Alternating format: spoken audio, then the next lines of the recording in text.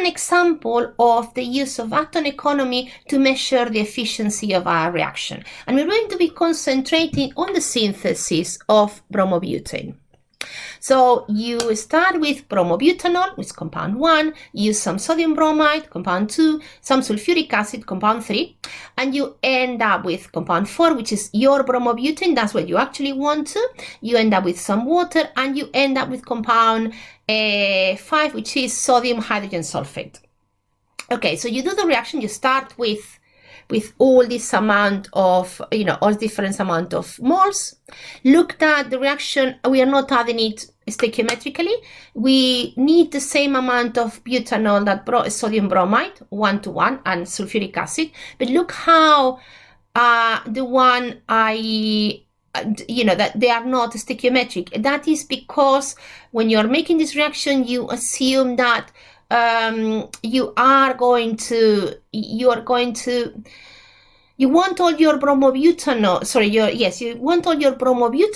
to react. And just in case not all react because it doesn't find the other reagents in the reaction vessel, etc., you add extra of the other two reagents because you want to make sure that your bromobutane reacts completely. And if you have some leftover of the other reagents are the sodium bromide or the sulfuric acid, which incidentally are cheaper and you don't particularly care about them.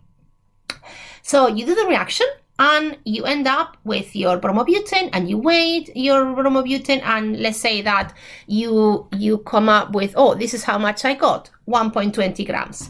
Excellent. So what would be the percentage yield of that reaction? Well, the actual mass you got in the lab, in the reaction, is 1.20 gram. How much would you expect to get? Well, if we look at the bromobutanol and bromobutane, the reaction is 1:1. So if I started with 0.0108 moles of bromobutanol, I would expect to make 0.0108 moles of bromobutane. The molecular mass of bromobutane is around 137, so I would expect to get 1.48 grams. So the percentage yield would be how much I got in the lab, 120, divided by how much I was expecting to get, 1.48 times 100, that's 81%. And that is the yield of my reaction. And it looks like a good yield. I mean, it's not 100% because that's not possible, but I would say, 80%, that sounds like a good number. So let's now have a look at the percentage atom economy for this reaction. And the percentage atom economy looks at what is the molecular mass of all the reagents and what is the molecular mass of the atoms that actually go into the product. So we have the reagents 1, 2, 3, and in total, if you count all the atoms they have there, you have 4 carbons, you have 12 hydrogens, you have 5 oxygens, 4 here plus 1 here, and you have 1 bromide atom, and 1 sodium atom, and 1 sulfur atom. And if I look at how many of those atoms, so all those atoms combined add up to 275 grams per mole. Of all those atoms I've put into my reaction, only a certain amount actually go into the bromobutane. 4 carbons, 9 hydrogens, and 1 bromine atom. So that's only 137 atoms. All the others are wasted. All the other atoms that I put into my reaction that they come from the reagents are actually in the byproducts, in the things I don't want that I'm going to have to eliminate.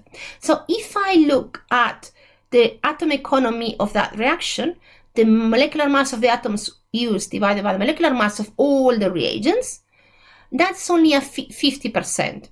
So actually that reaction, even without taking into account that there will be chemicals that don't react, that there will be waste product by filtering and drying it and distilling it, etc. Even forgetting that when you're in the lab, actually you waste product every time you manipulate your reaction. Just the reaction, a theoretical reaction, imagine that all my reagents react to make product, it already starts at a pitiful 50%.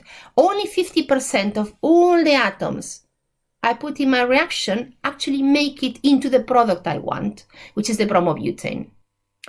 I'm going to apply this atom economy thinking to the synthesis of ibuprofen, which is a very common analgesic and anti-inflammatory. It's all over the place. There are millions of pounds of ibuprofen synthesized annually.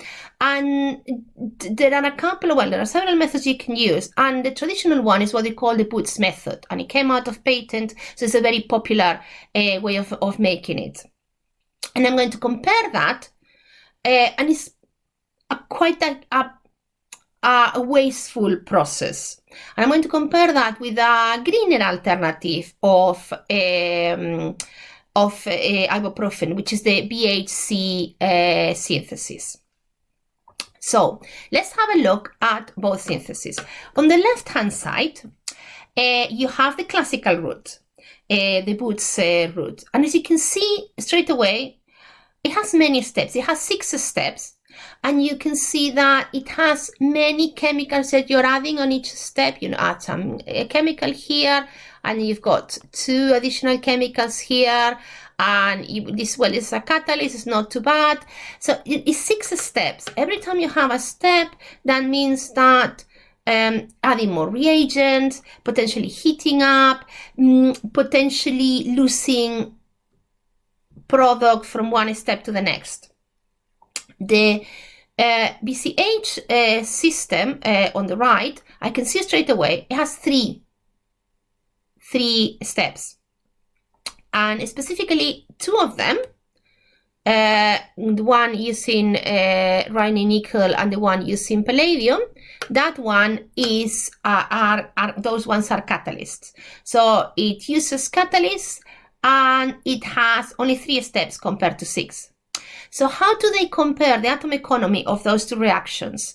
Okay, the traditional one way of making ibuprofen with the 6 steps. You use a grand total of 20 carbons, 42 hydrogens, 1 nitrogen, 10 oxygens, 1 chlorine, 1 sodium atom throughout the 6 steps. And of those, you actually only need 13 carbons, 18 hydrogens, and 2 oxygens, because that's what goes into making ibuprofen. So the atom economy of the percentage atom economy of that reaction is only 40%. 60% of the atoms you use in making the product ibuprofen don't actually go into the ibuprofen, go into the waste products that you are going to have to eliminate, which they have associated, even if they are not particularly toxic or dangerous, you need to eliminate them. So there's more steps, more heating, more filtering, more distilling, more of everything. And all that, again, increases the environmental impacts of your reaction. So in terms of atoms, 60% of the atoms you use to synthesize ibuprofen using the conventional method, the traditional method, go to waste. If you compare now the atom economy of the 3-step reaction, which, by the way, does not use solvents. I don't know if you noticed in the previous slide. If not, I will encourage you to go and have a look at it. And uses catalyst towards the steps.